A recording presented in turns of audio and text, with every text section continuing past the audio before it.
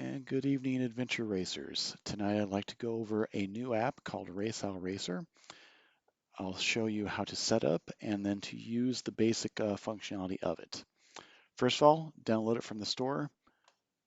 You'll open it up, and after you give it permissions for use of location, you'll pull up the app and you can see it, the home screen here. You'll see the race you have selected, and you have 4 options here as far as screens to go to and to use the app.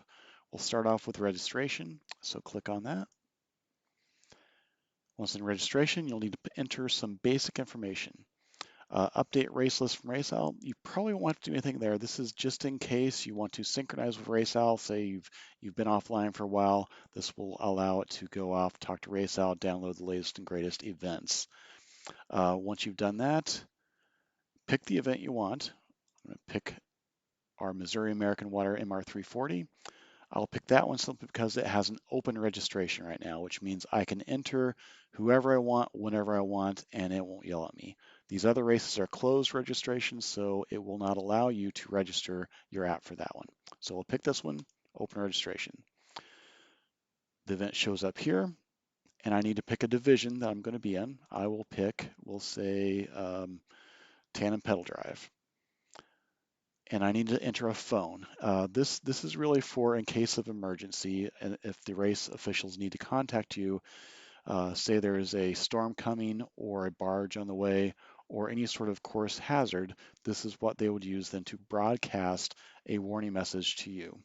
So enter your phone number. It would be for this phone, not anyone else's. It'd be this phone that you're playing with.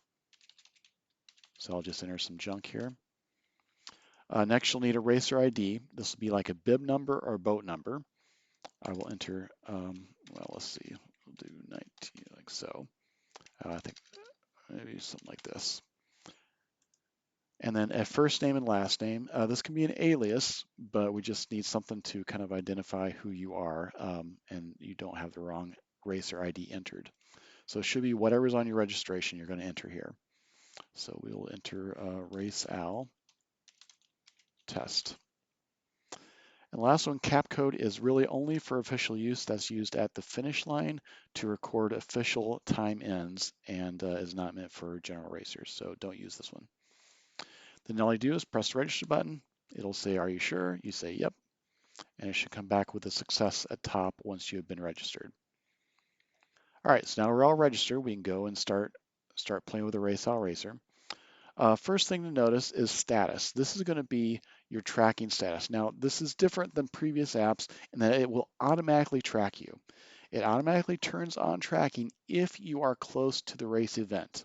If you're not close, it's not going to track you. Now, you can always press this ping location, and that will send a location to RaceOwl. That's useful for setup and making sure that you are correctly registered and that you have your app set up correctly. But otherwise, it's not going to track you until you get close to the race. So for instance, if you look at this Latin lawn, it is way out in California. That's not near the Missouri American Water Race. So what we're going to do is we're going to change this location to something that's actually near the race. So I think I have a lat long pulled up here on Google Earth. I'll pull this up and set this into my simulator here. So bear with me one moment. Okay, so I've got it entered in my sim, and it's now going to set the new location. And you'll see once I put that, it's basically right here near in the Missouri River near Boonville. And so once I enter that location, then I'm now near the race, and you'll see RaceOwl start to track.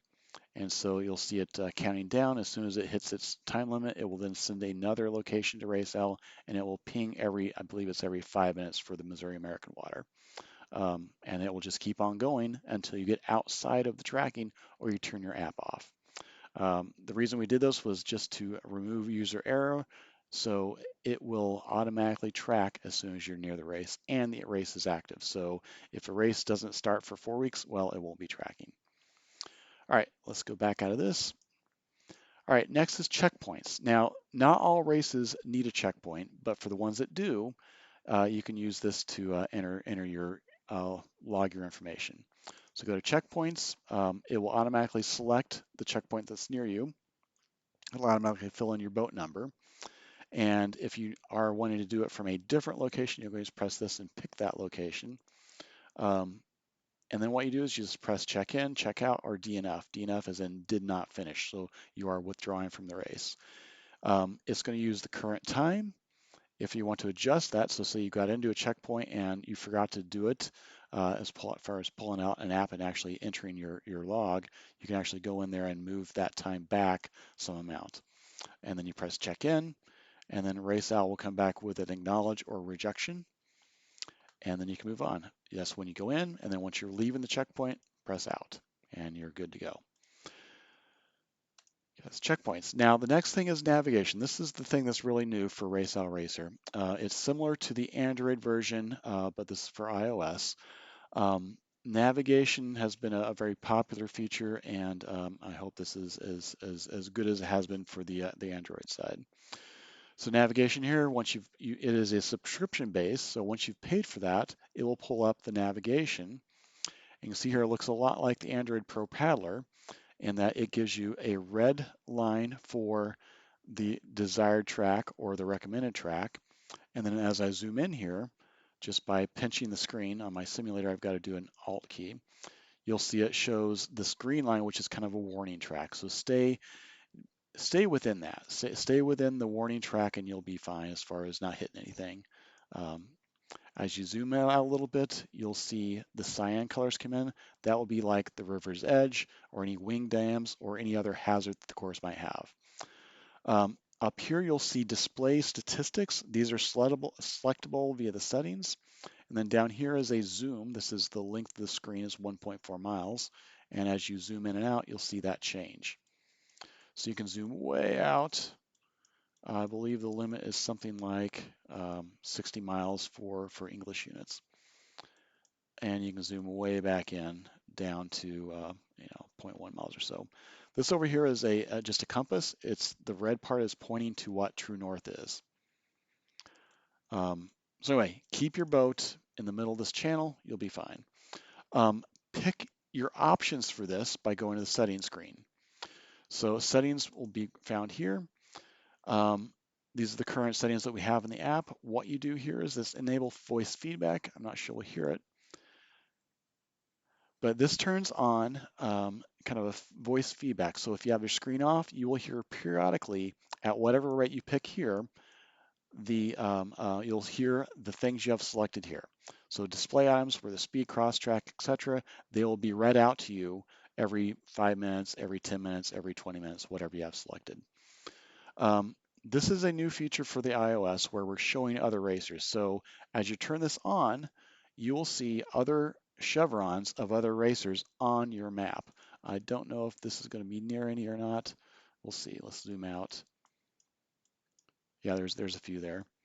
So you'll see here, there's a boat here, and then here's a lot of other boats. As you click on them, you will see some information as far as they are here, they're going, what division they're in, how fast they're going, percent complete, etc.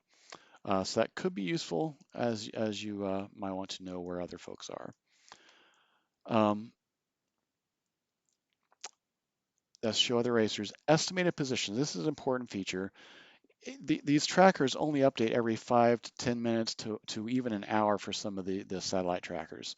So using the estimated position is going to be important because it's going to use the speed that the racer is going coupled with what RaceOwl knows about the route, and then it uses that to predict where that racer is going to be at any given time. Otherwise, you're going to see a stale position that could be an hour old, and that boat won't be there anymore, or that racer won't be there anymore. So you can use this to estimate where that boat or racer should be. Turn it off to simply see where the last reported location was. Display items, like I said, they show up here as far as speeds, distances, etc. And we're going to pick them by simply selecting them from this list here. So if I want to see like a cross track, as in how far off I am from the channel, you can pick that. I can pick percent complete, and we'll add more things as this app matures and grows. One thing that I like to play with is the simulation. So you can turn this on and it will take you through the race course. This is a good way to get to know the app, as well as just to play around with um, the various different route options and get to know your route. So if you turn this on and you go back to the map, you'll see this actually starting to move, and it will be going up and kind of moving along the racetrack. Adjust your speed by this slider here. And, oh, actually, no, I'm sorry, that's the percent of the route. So I can move myself all the way to the end of the route or the very beginning of the route by just moving this slider. We'll go towards the very end of it, and let's up my speed to 50 miles an hour. And you'll see this is kind of moving through then the route at that location. We're 96% done with the race and so forth. So fun to play with. Back to navigation. If you like metric, no problem, just go here. It'll switch you from metric or from English to metric. And then if you want to see bounding boxes, this is actually where the tracker will turn on and off. If I want to see where those are at, you can turn the bounding boxes on and go back out, and you will, if I zoom out, I can see them. You'll see the bounding boxes show up. And as I get outside these boxes, then RaceOwl will no longer be tracking me. All right, so that's the app. Fairly simple, but I think should be useful for race season. And so I hope you enjoy. Thanks a lot.